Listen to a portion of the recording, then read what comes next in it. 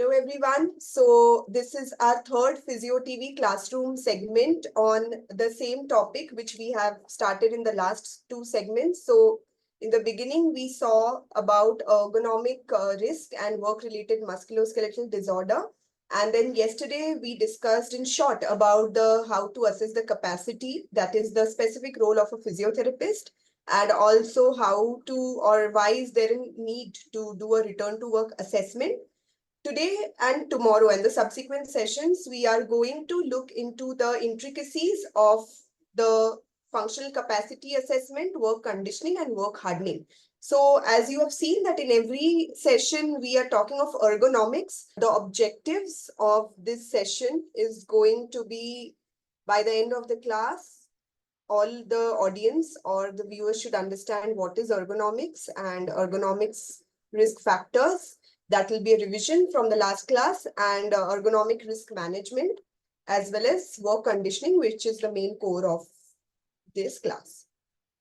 So what is ergonomics? So as we all know, it is derived from the two subwords, that is the ergon and nomos.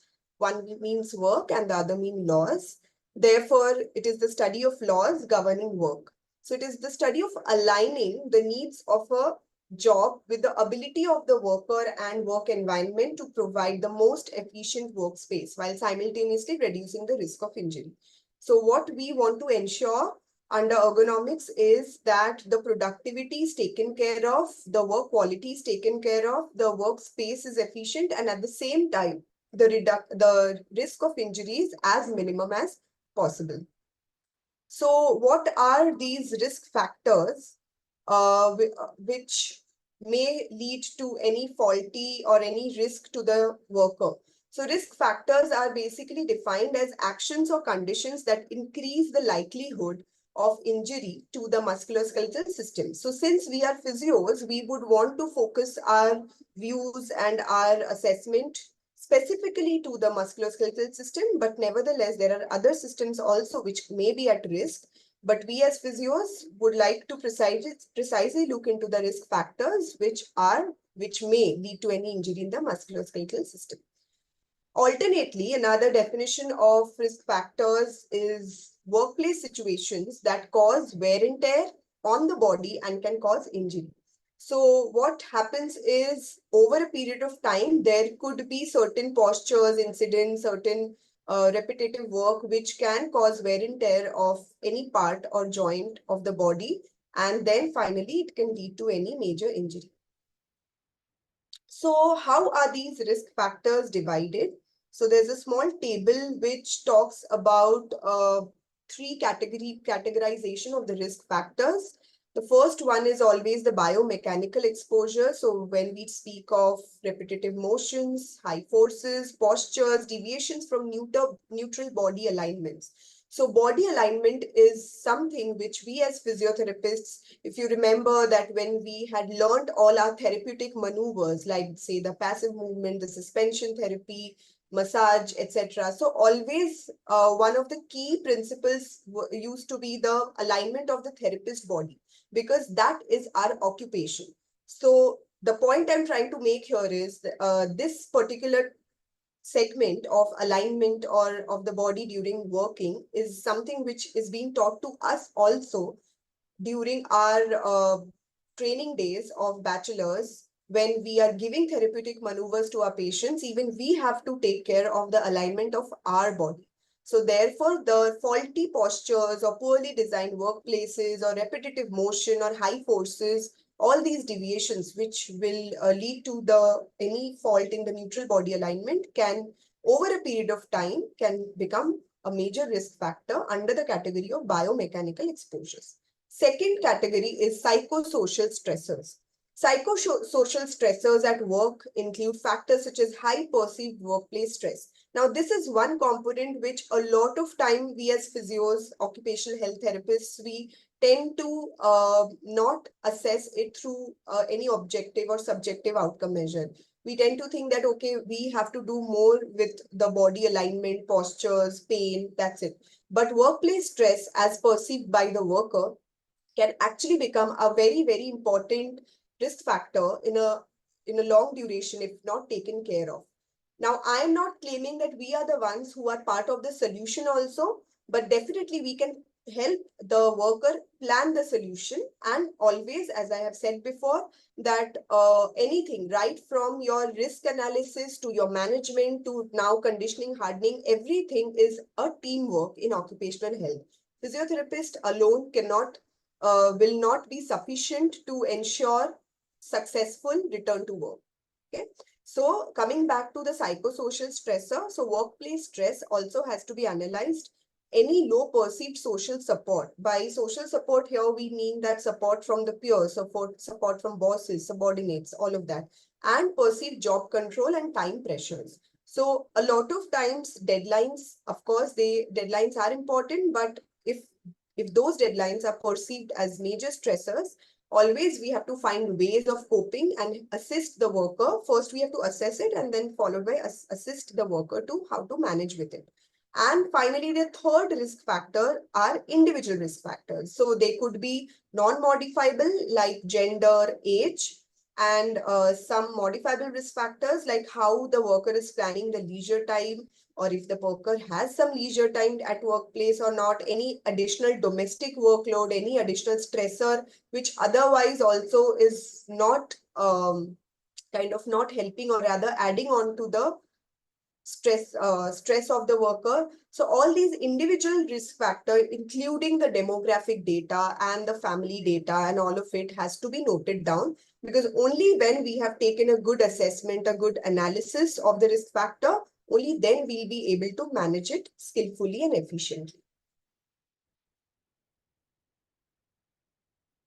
So now, just to kind of summarize and keep this assessment focused, we have to know that the initial ergonomic risk assessment has to take care of any awkward or poor posture analysis, any static or sustained posture at the workplace, which they are doing frequently and repeatedly and every day.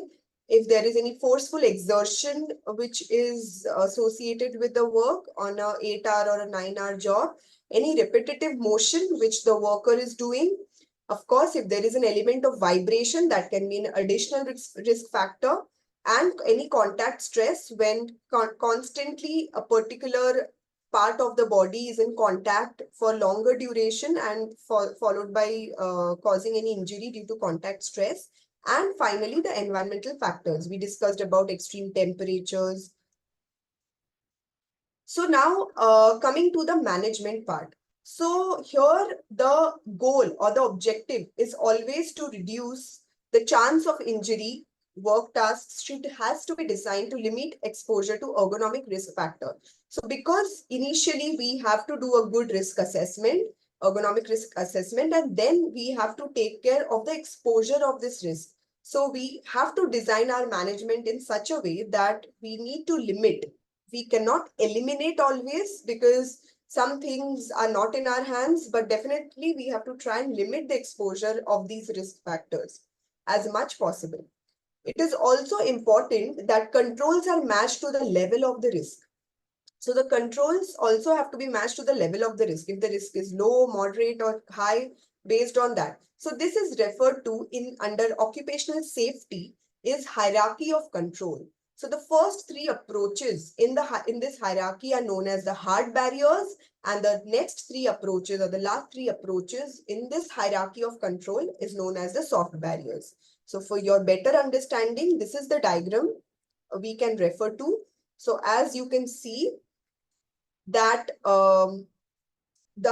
this is the hierarchy. So at the top of the pyramid, you have the most effective controls, and at the bottom of the pyramid, you have the least effective controls. But although it is said that it is least effective, but sometimes it is like something is better than nothing. So for example, right now in last 3 years, because of COVID, we all of us have started wearing masks. I guess we had started and we have stopped it for reasons now. But in disguise, this particular habit has really helped a lot which has also been shown in certain epidemiological studies that it was not just a barrier from COVID bacteria, but it was a virus, but it was also a barrier from routine pollution or routine particles which could reach the respiratory tract. So actually, in many professions, in fact, in our city, we have seen our traffic police still practicing this practice of wearing masks, and it because it has really helped them otherwise from the daily pollution which they are experiencing. So coming back to hierarchy of controls, so the first three are the most effective control, which is elimination, that is elimination of the risk factor by mechanizations as much possible. Substitution, so where you can think of substituting certain tasks by machines and certain tasks has to be carried on by the person himself or herself. And engineering controls. So same way in engineering controls also, you have to think of machines or you have to think of certain modifications because of which any such risk factor like repetition or bad posture or any sort of contact stress that can be taken care of. And the last three are administrative controls. So there could be tasks where you can think of kind of engaging rather than one or two people, engaging a team. So that will ensure that the task is done at the same time the person's body alignments are also as normal or as neutral as possible.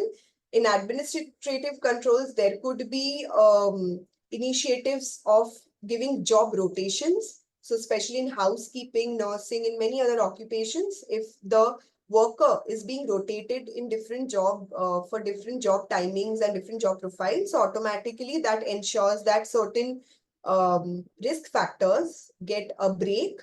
And I mean, they are basically, that cycle is not complete and it's broken. So that ensures that monotonicity and repetitiveness is also not there. And we also have personal protective equipment and education and training under soft barriers, where, of course, PPE, all of us are well versed with PPEs now, but education and training is also must. So for any sort of quality, that is when you want good productivity and at the same time you do not want the workers to be at risk. So education and training time to time. So it's not just during the joining, it is not just during once the worker has sustained any injury, it has to be something which is ongoing. So in the entire duration of, say, work life, every periodically, every monthly or quarterly, the worker has to undergo the refresher training courses, which has to be organized by the institute, so that time to time, if the worker may forget any important pointers which for taking care of his body, for ensuring safety at workplace, that is reminded to them. And also this training can be in terms of knowledge as well as skills. Okay, so now coming to the intervention strategies. Now these strategies, we can't just list down the strategies. We have to ensure that certain factors are taken into consideration when we are talking of intervention strategies. So intervention strategies should be considered in relation to the actual or the potential or actual problem, and how big the problem can become, or rather how common the problem is. So if my few workers are getting affected, then probably the magnitude initially we may not gauge it as much as it is. But if most of my workers in that particular subtask starts getting back pain, neck pain, etc., then obviously we have to gauge it properly about the potential size of the problem and the cost involved. Because not to forget, any management, any modification will come with some costs. So we as physios, we as occupational health experts, we will not just advise solutions, but we also have to assist the team of management in regarding feasibility as well as the cost involved in this management. So under this, we have to look at the impact of the problem. That is, how much is it affecting the workers in the industry? Feasibility of application. So always you can't just say, name any fancy mechanization or any fancy machine which just to modernize and make sure that the worker gets a break from that risk factor. But the feasibility in terms of space, in terms of money, in terms of It should not take away the employability of the worker also. So all of it has to be taken care into consideration. And of course, whether the solution is available with me, whether it is handy, it is available. It's not just telling about it, but ensuring that there are people who can help with this.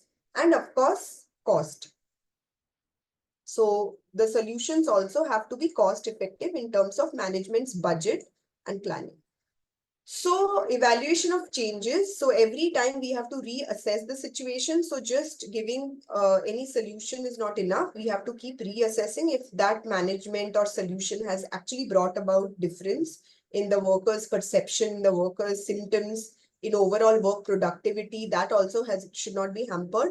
And reassess the situation using the same criteria to identify problems initially. So every time the outcome measures have to be same. You may add on to outcome assessment, but we will not be changing the outcome measures or the scales we are using. Evaluate the solution at regular intervals. So every monthly or quarterly, whatever your SOP says, that has to be taken care of. Before and after photographs and videos are a must to look into the changes and analysis. And checklists or questionnaires can be useful in checking how well the solution is working. So as I always say, that we have learned that in our assessment, we have to be as objective as possible, but in occupational health, little bit of subjectivity is very, very important, especially when it comes to these checklists and questionnaires. Of course, they are more of perception based, but this is which will give us the actual outcome, or actual assessment and outcome of management, which we are wanting to. And finally, reduction in injuries or absenteeism and complaints has to be traced, and a check on quality and quantity of the output both. So we do not want the worker to be at risk, but at the same time, we do not want any quality compromise in actual production. So now coming to what is work conditioning. So when we speak of return to work, we always talk of work conditioning. So it is a work-related intensive goal-oriented treatment program specifically designed to restore an individual's systemic, neuromusculoskeletal and cardiopulmonary functions. So in the last lecture, we discussed about how we will assess cardiopulmonary functions effectively. So here in conditioning, our outcome has to be such that these functions are restored and these functions go back to the pre-injury state in whatever timeline we decide. The objective is to restore the client's physical capacity and function so the client can return to work with the same efficiency. It is provided by a single discipline and utilizes an approach of work simulation and personalized treatment. So here simulation of work is very, very important. You can't just talk about change in particular parameters, but actual simulations are very, very important, because most of the time it is not just the physical capacity, it is also the mental perception. So to feel that how worker is going to be in that same work environment, simulations are a must in work conditioning, and a personalized program has to be made, usually 2 to 4 hours per session and for 3 to 5 days a week. So as we all know that anything without a dosage is incomplete. So even for work conditioning, this is a general dosage which is being given by the guidelines. So what do we do? What are the components of work conditioning program?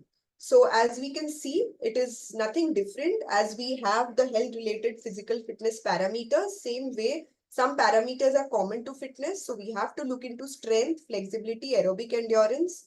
And additionally, we have to also plan for individualized job specific training. Now, not to forget, in fitness, we speak of strength, flexibility, endurance in general. That is for the whole body. Here, the only difference is the strength of the muscle, the flexibility of the body, aerobic endurance of the muscles, cardiac muscles, that has to be specific to the job demands. So a good job demand analysis is very, very important for a good work conditioning program. Now, what are the benefits? So why my client or my company will trust when I say that your certain clients have to go through a good work conditioning program to be as fit as before and as productive and efficient as before, and that will also reduce the risk of injury. So the first benefit is, of course, it improves the functional capacity. The work conditioning focuses on improving an individual's physical strength, flexibility, and coordination and endurance, all of which are essential for performing job-related tasks. So specific to the job and the job demand analysis, I have to frame the strength regime, the flexibility regime, and coordination and endurance regime for my worker. Then the work conditioning program also enhances the work performance. Not to forget, employees in this process, they develop the skills and abilities necessary to perform their job. So remember, they go through the pre-training or pre-job training program, and after that, again, due to injury, they have to go through this work conditioning again. So it again redevelops their skills and abilities and leads to improved productivity and quality of work. So in disguise, it also works as a refresher to the training program which they have taken before. Of course, it also reduces the risk of re-injury. So we have to take care that why the injury has occurred at first place. And in my conditioning, I have to ensure that this re-injury or chances of re-injury is reduced in my worker. So work conditioning program facilitates recovery as well as prevent further injuries by addressing physical impairments, correcting movement patterns at workplace, and promoting proper body mechanics. Not to forget, we are physiotherapists, we are mechanics expert. So we have to always counsel them for and promote proper body mechanics. Now, the work conditioning has to be an individualized rehabilitation program. Work conditioning programs are tailored to each individual's specific job requirements and functional goals. So we have to break down the tasks into subtasks, and for each subtask, we have to individualize the job. Looking at the job requirement, we have to individualize the goals, okay, and they have to be functional. Therefore, we are segregating the major task to subtasks, and then each subtask has to be efficiently conditioned. The worker has to be conditions for each of these subtasks. And finally, improve productivity and return to work. So improved productivity is nothing but the outcome which the worker was giving. He's giving the same, but with reduced absenteeism, decreased workers' compensation claim from the industry, lower healthcare costs, and any associated injuries, and of course, return to work. So job-specific tasks and exercises has to be incorporated in rehab process so that these programs prepare employees to safely return to their regular duties soon. So finally, I would end my lecture like every time. Simulation is not just about the feel, it is also about the grasp, the grip, the weight, the forces, the environment, the motivation, all of it. So with this, we end today's session on work conditioning, and our next classroom session is going to be on work hardening. Thank you, everyone.